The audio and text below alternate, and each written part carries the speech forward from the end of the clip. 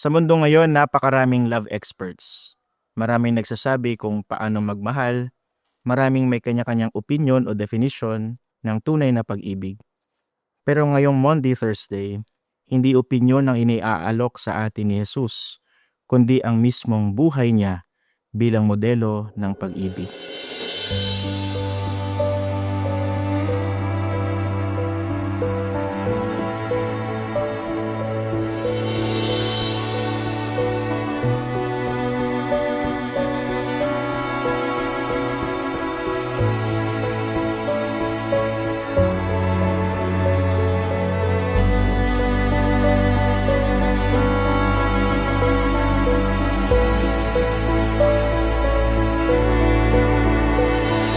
Mga kapatid, ngayon po ay Monday, Thursday at ngayong araw na ito, tatlong mahalagang kaganapan na pinagdiriwang natin sa simbahan.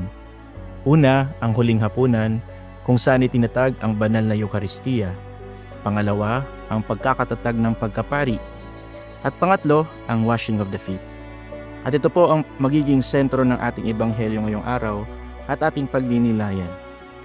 Dito po natin makikita at mauunawaan kung bakit tinawag na Monday, Thursday ang araw na ito.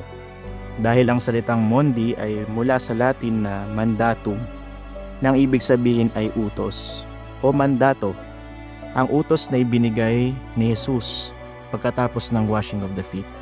At ito ang utos na iyon: I give you a new commandment, love one another as I have loved you. At alam niyo po, habang inuulit ko po ito sa aking isip, napatanong ako, how is this a new commandment? Sa lumang tipan pa lang, malinaw nang sinabi ng Diyos, love your neighbor, magmahalan kayo. Kung ganoon, ano ang bago? Ang bago ay hindi sa utos na magmahal. Dati na po yun. Alam na natin yun.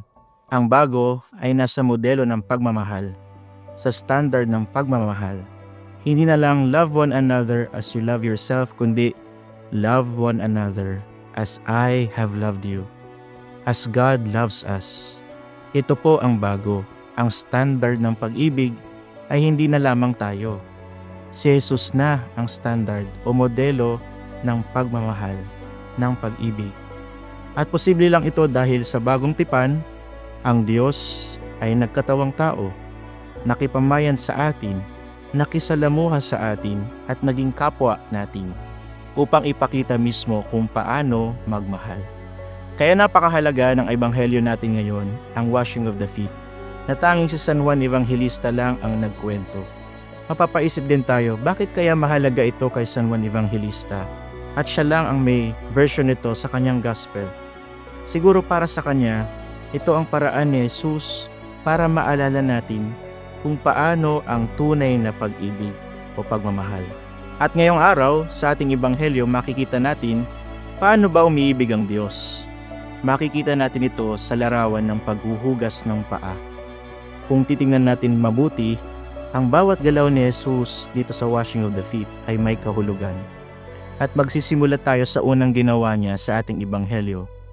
First, He rose from supper and took off His outer garments. Ito po ang unang kilos ng pagmamahal. At ito na mismo ang aral. Ang panlabas sa damit po ay sagisag ng honor, ng status, ng paggalang na ibinibigay sa isang guro. Pero si Jesus, hinubad niya ito. Ito po ang unang hakbang ng pag-ibig, ang magpakumbaba. Ito po ang tinatawag na self-emptying na sinasabi ni San Pablo sa sulat niya sa mga Filipos. Though He was in the form of God, He emptied Himself.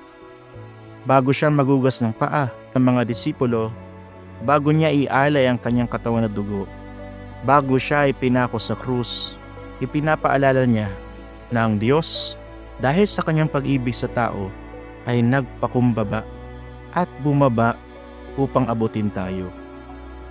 Pagkatapos namang alisin ni Jesus ang kanyang panlabas sa damit, kumuha siya ng tuwalya at itinali sa kanyang bewang. At ito po ang susunod na hakbang ng pag-ibig ng Diyos. After He emptied Himself, He took the form of a slave. Kumuha siya ng tuwalya at nagbigkis. Alam niyo po, ito po ang suot ng isang alipin, hindi ng Panginoon. Ito po ang suot ng isang servant, hindi ng Diyos. Ngunit iyon ang kusang pinili ni Jesus. At sa simpleng kilos na ito, pinapakita ni Jesus sa kanyang mga disipulo ang tunay na pag-ibig ay hindi dapat nagtataas ng sarili, kundi yumuyuko para tulungan at itaas ang iba. Ang tunay na pag-ibig ay marunong magsilbi sa kapwa. The third action is that he poured water into a basin and began to wash the disciples' feet and dry them with a towel around his waist. Sa puntong ito, ang ginawa ni Jesus ay hindi na lang simbolo, kundi aktwal na paglilingkod. Ang Panginoong dapat pinagsisilbihan ay siya pang humawak sa mga maluruming paa ng mga disipulo at pinaglingkuran sila. At tandaan natin na hindi perpekto ang mga alagad na hinuhugasan niya. Iba-iba sila. Yung iba may takot, yung iba may mga pagkakamali, yung iba yung mga mayayabang at nag-aaway pa nga. May mga nag-aalinlangan pa sa kanyang mga disipulo at ang isa ay handa siyang ipagkanulo. Mga alagad na tulad nating lahat ay may kahinaan. Pero hinugasan niya ang kanilang mga paa pare-pareho. Walang pinili, walang nilaktawan at walang itinaboy. Dahil ganyan po ang pag-ibig ng Diyos. Hindi natatakot sa ating kahinaan. Hindi nasisindak sa ating limitasyon o kahinaan. At hindi lumalayo dahil sa ating mga kasalanan. Sabi nga po ni San Pablo, "While we were yet sinners, He already loved us." Walang pinipili ang pag-ibig ni Jesus para ito sa lahat. And by the actions of Jesus, we learn how it is to love and to serve. Kaya mga kapatid, ito ang ibig sabihin ni Jesus sa kanyang mandato sa atin ngayong Maundy Thursday. Love one another as I have loved you. Ito po ang puso ng Maundy Thursday. Ang pag-ibig na hindi lamang sinasabi ni Jesus, hindi lamang iniutos ni Jesus, hindi lamang binigay sa atin. Bagkus, ito po'y pag-ibig na ipinakita niya, ginawa niya. Pinakita niya sa paghuhugas ng paa, sa pag-aalay ng kanyang katawan at dugo, at sa pagbibigay ng kanyang buhay sa krus. At ngayon, siya rin ang nagsasabi sa atin sa dulo ng Ebanghelyo, "As I have done for you, you also must do." Kaya mga kapatid, naway tularan natin ang kanyang halimbawa at tingin natin na sana matuto tayong magmahal tulad niya.